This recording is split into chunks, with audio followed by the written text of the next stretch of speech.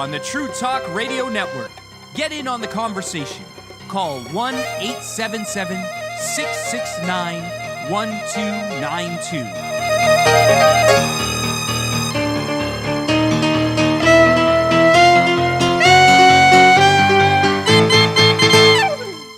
And I'm Howie Silbiger. Happy Chanukah. It's the first night of Chanukah.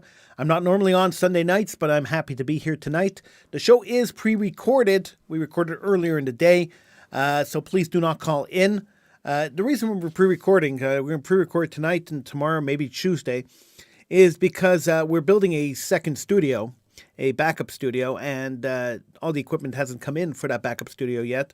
And I'm not going to be physically at the location of our first studio in time to do the show tonight or tomorrow. So building the backup studio will give me the option to do the show from different locations, so that's what we're doing. And so because I don't have all the equipment installed yet, I have to pre-record tonight and possibly tomorrow night, and hopefully we'll be back live on Tuesday night, maybe Wednesday. We'll see. So please do not call in. I hardly ever tell you not to call in, but please do not call in. But if you want to comment on the show or you want to talk to me about anything else, you could feel free to email me at howie@truetalkradio.com, or you could send me a message through Facebook, through the Howie Silbiger Show page on Facebook, or you could send me a tweet on Twitter at Howie Silbiger, or of course you could go to Instagram. You could send me a message on Instagram. You could go to YouTube and you could comment on the show on YouTube. There's so many ways you could contact me. So if you want to contact me, you can. Now, Chanukah is my favorite holiday of the entire Jewish year. And people ask me, why Chanukah? It's such a minor holiday. It seems like an insignificant holiday in the annals of Jewish existence. It seems quite insignificant. Although we do commemorate it for 8 days, it seems like a kind of an insignificant event. Why would you say this is your favorite holiday? I'll tell you why. And it has nothing to do with the lights. In fact, it drives me kind of crazy when people refer to Chanukah as the holiday of lights. The reason Chanukah is referred to as the holiday of lights, aside from the fact that we light candles, but that's not why it's referred to as the holiday of lights. It's referred to the holiday of lights simply because Christmas is the miracle of lights. And so because Chanukah falls at around the same time as Christmas, there were many people who tried to associate the two holidays together. So Chanukah is the Jewish Christmas, and therefore if Christmas is the miracle of lights, then Chanukah has to be if Christmas is the holiday of lights, then Chanukah has to be the miracle of lights. It's an assimilation term. I'm not going to use it. Chanukah is and always will be, to me, a holiday of Jewish dominance, a holiday of Jewish military dominance, a holiday of Jewish survival, a holiday of Jews winning. And we have to recognize the fact that Jews won. The Assyrians were coming to destroy the Jews. They wanted to destroy the Jewish religion. They were afraid for their empire. They were afraid that the Jews would revolt. So they came to destroy the Jews. And Yehuda Maccabee and his family, Matisyahu and his sons, stood up against the Syrian emperor, the king, Antiochus, and won. They stood up against the empire and won. And this is something we have to remember, and this is something that we commemorate. Now, the idea of lighting the menorah and the 8 days of candles, fine.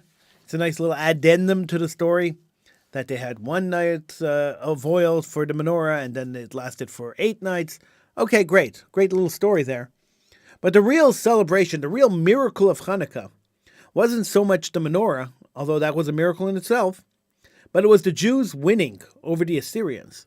And it's not something that we celebrate very often. Jews winning. We normally tend to depict Jews as the losers, tend to depict Jews as piles of bodies being dragged across a field and dumped into a mass grave. We tend to depict Jews as we were oppressed and we were killed, and our stuff was stolen, and our people were burned, and our synagogues were destroyed. We never really depict the Jewish fighters, and we never really depict ourselves as the winners. And it's funny, this past weekend I had a conversation with a local rabbi, and we were talking, and we were having this exact conversation that the Jewish museums, the Holocaust museums that we go and visit on a normal basis, don't end the story well. So they tell the story pretty well that there was a Jewish life before the Holocaust.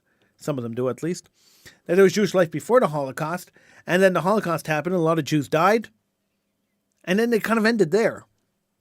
But they never really followed through with, but Judaism survived. The Nazism died, Nazis are gone. Nazi philosophy is pretty much ridiculed around the world. It's illegal in many countries, and it's seen as what it was, a ridiculous philosophy that was brainwashed into the people of Europe. But Judaism survived. Jews are still around.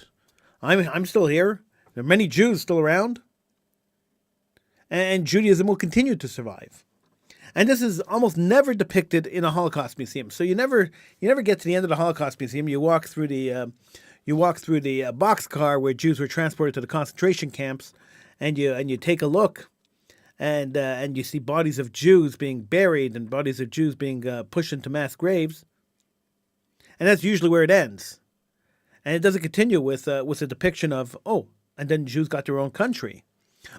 And then that country became one of the biggest military mights in the Middle East. And that country's GDP matches any industrialized country in the world. And the Jews have won Nobel Peace Prizes and Nobel Science Prizes and Nobel Literature Prizes for years and years and years after the Holocaust. And there are Jewish communities around the world that still live and thrive. That is never depicted. I guess the Holocaust museums must figure that everybody knows that the Jews still exist because they still exist. And everybody must know Jewish people who live in their hometown, so why depict it in a museum? Who really cares?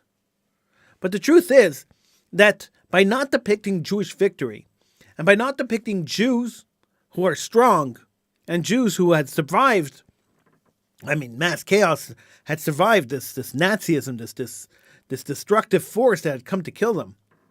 By not depicting Jews as the victors, we're weakening the Jewish people. We're weakening the resolve of the Jewish people. And that's been the problem since the advent of Holocaust museums. And so when we celebrate Chanukah, and we look at Chanukah and the story of Chanukah, and we see the Maccabees standing up against the Nazis of their times, the Syrians who wanted to go and kill them, the Seleucid king of Syria, Antiochus, who wanted to come and kill the Jews, convert or die, which has been a common theme throughout Jewish history, convert or die. And when we take a look at the story and the parallels between this story here, the Chanukah story, and let's say the Holocaust, and we see a leader rises up, a leader comes up and says, okay, the Jews are a threat to my country. The Jews must be destroyed. And then goes about trying to figure out how to destroy the Jewish people. You look at the parallels, you can almost parallel it throughout Jewish history. For every dictator who wanted to kill the Jews, it pretty much worked the exact same way.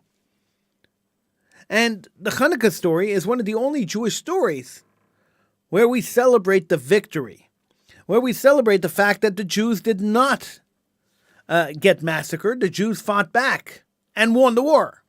Sure, many died, and the Jewish way of life kind of degraded after the Chanukah story.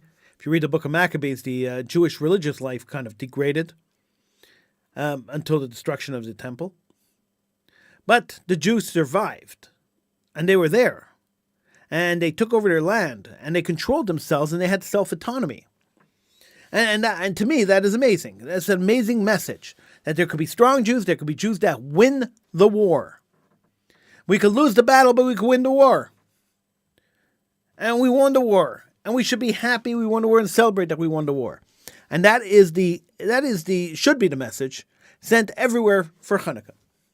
That no matter what the threat against the Jewish people is, no matter how much we believe that we will be destroyed, and there is no doubt that Jews in North America believe, or at least should believe, or should be afraid, that destruction is on its way. It's on its way.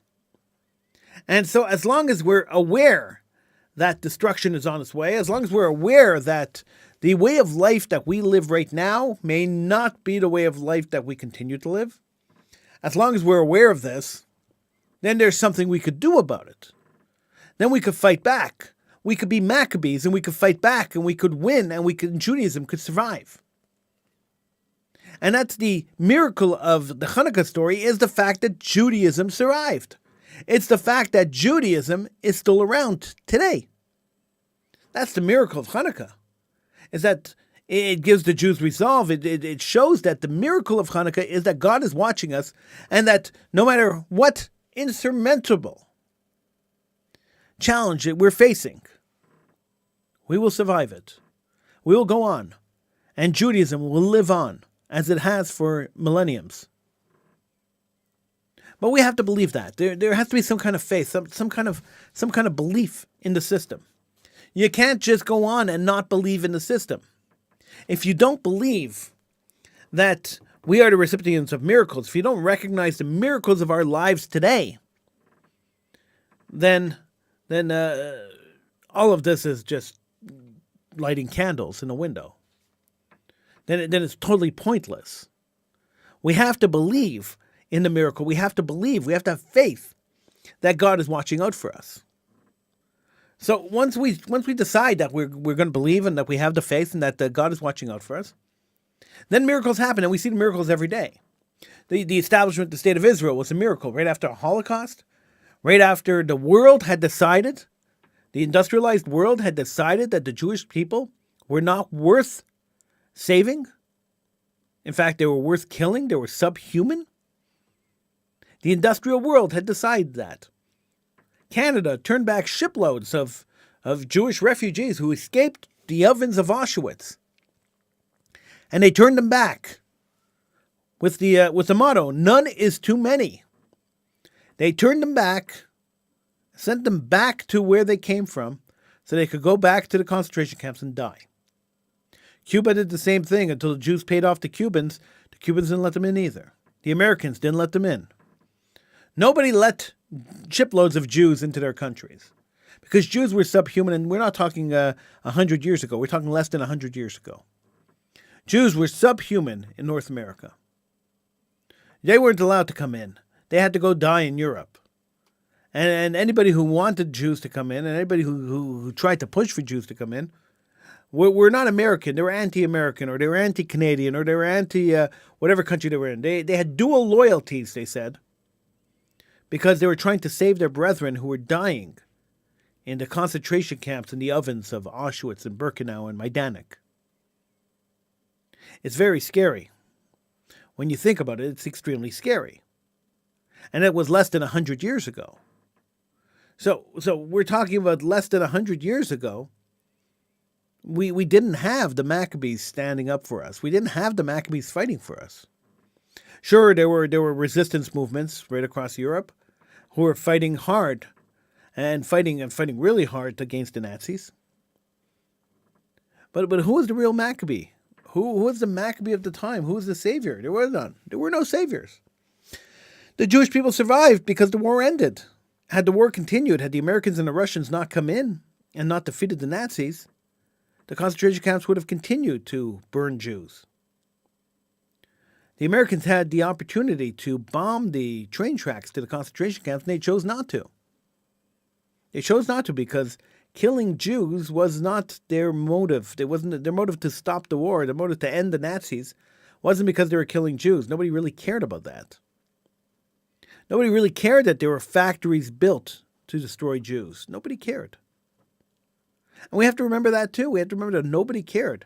And so when you hear an inspirational event like the Maccabees getting up and fighting back, getting up and saying, no, this is not acceptable, and we will continue to fight, and we'll fight to our deaths if we have to defend our Torah, to defend our religion, to defend our people. When you hear inspirational stories like that, you should be inspired to do the same thing. You should be inspired to get up and to fight. Now, every year I get on the radio, every year I ask the same question. I've been doing it for almost 30 years. And I ask the question, who are the Maccabees of today? And that's really the question that I ask every single year. And every single year I open the lines. I can't open the lines tonight because the show's pre-recorded. But every year I open the lines and I ask the same question, who are the Maccabees today? And every year I don't get very many answers because it's very hard to it's very difficult to try to figure out who the Maccabees of today are. Who are the Maccabees?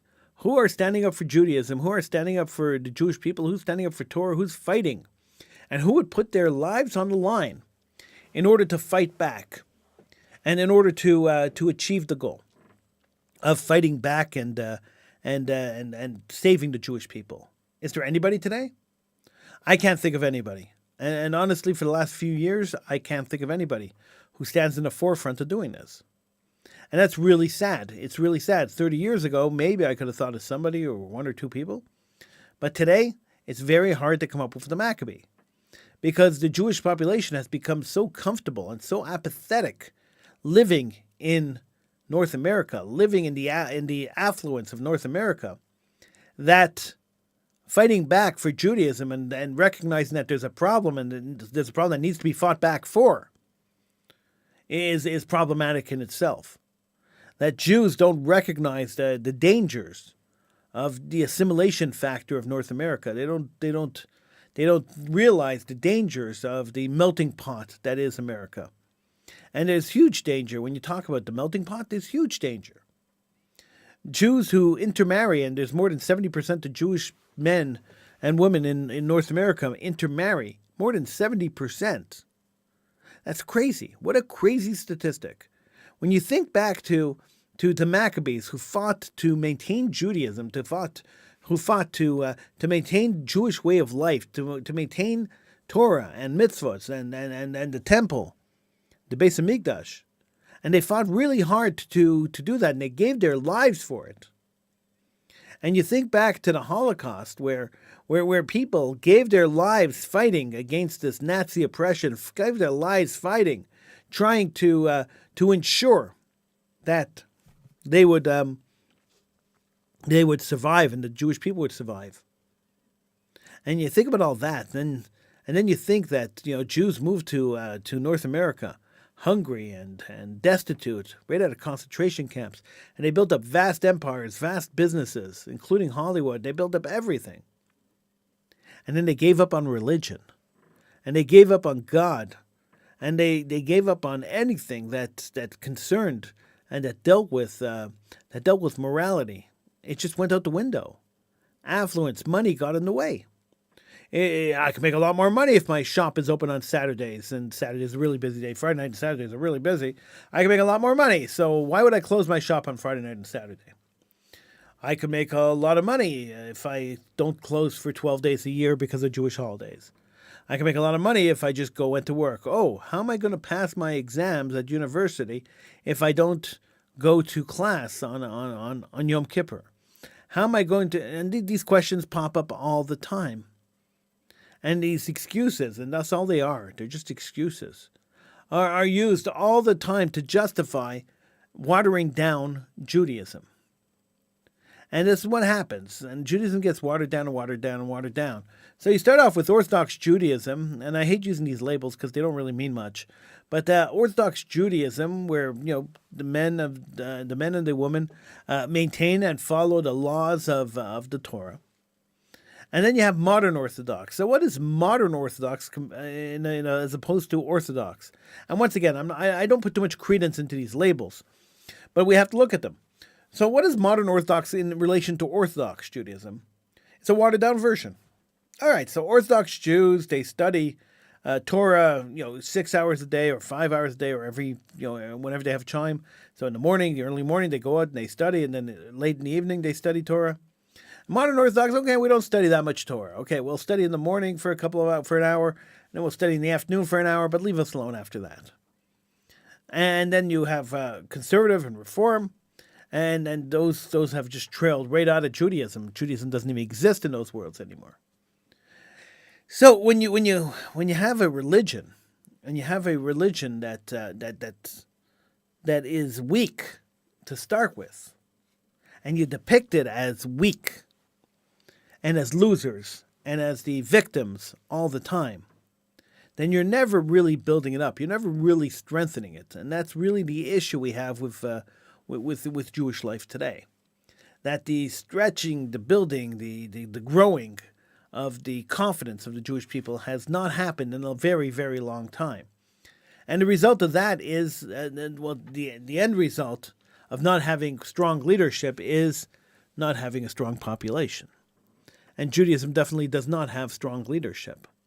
Not in Orthodox Judaism, not in modern Orthodox Judaism, not in conservative or reform. There is no strong leadership. And lack of strong leadership is really a major issue. It's hard to motivate people. It's very difficult to motivate people when you don't have a strong leader. It's very difficult to get people to go to a synagogue that doesn't have a strong leadership, that doesn't have a strong rabbi, that doesn't have a strong moral sense, that doesn't have a strong, that's just surviving. That's there to survive. That's just there to go through the services as quickly as possible, just because we have to. Just do everything by rote instead of doing things by heart. And you could tell when a synagogue is doing things by rote and doing things by heart. You could see people looking at their watches. You could see people yawning. It's obvious when the situation in a synagogue is not ideally religious. It's true. It's not. And it's sad. And sometimes I walk to synagogue and I walk away so uninspired. And you figure that synagogue services should be inspiring. And sometimes I go to synagogue and I walk away totally uninspired. And I'm uninspired because simply there is nothing there to inspire me. The services that are conducted in a synagogue are generally boring. And the speech is usually not so great. And so you're left totally uninspired. But when I get to a holiday like Chanukah, and I get to a holiday like this, and I start thinking, who are the Maccabees? Who were the Maccabees? And I start thinking about what would happen today. And it's happening now, by the way, where Judaism's under attack. Who's going to stand up? Who are going to be the Maccabees of the day? Who are going to fight back for the Jewish people? And back then, I saw a family of guys get up and physically fight, the Seleucid king of Syria. Today, I'm not so sure how many people would do that. How many people would stand up and actually fight almost to the death, or to the death, for the Jewish people and for Judaism. I'm afraid that it's not very many. And that is due to our lack of strong Jewish education. It's due to our lack of strong moral values, due to our lack of convincing the Jewish people that following the Word of God, following Torah, following the light of Judaism is not is extremely important, and we just don't tend to do that. I'm Howie Silbiger. This is the Howie Silbiger Show. We are pre-recorded tonight. We're not live. Usually we're live, but tonight we are pre-recorded right here on the True Talk Radio's network. This was a special Sunday night show on the first night of Chanukah. I want to wish you all a happy Chanukah, and I hope that Chanukah is good to you. I hope that we learn very quickly that Chanukah should be inspirational. And I'm really hoping that you find it inspirational. It's important to me that we are inspired by the Maccabees. It's important that we learn that the Maccabees are there, and they were there, and they were there for the Jewish people. It's extremely important to model ourselves after people like the Maccabees, and to model ourselves and to realize that we are one people. We're responsible for each other. And we have to work hard in order to achieve the goal of survival of Judaism, survival of Jewish people. And I hope that you will take up the mantle. I hope that you will take up the guard, and you will work very hard to make Judaism the best religion out there, to make the Jewish people the strongest people out there, and to ensure that every Jewish child gets Jewish education, and that every Jewish education promotes Judaism. That's all we could ask for. That's all the Maccabees would ask for too. They saved Judaism. They saved the Jewish people. And to see it melt away due to assimilation, to melt away due to the uncaring attitudes of many, many people, It's heartbreaking. It really is. I'm Howie Silbiger. This is the Howie Silbiger Show. We've been doing half-hour shows for the last little while. They will get longer in the next couple of weeks, but thank you for bearing with us. It's the True Talk Radio Network. I'll see you again tomorrow night, right here on TrueTalkRadio.com.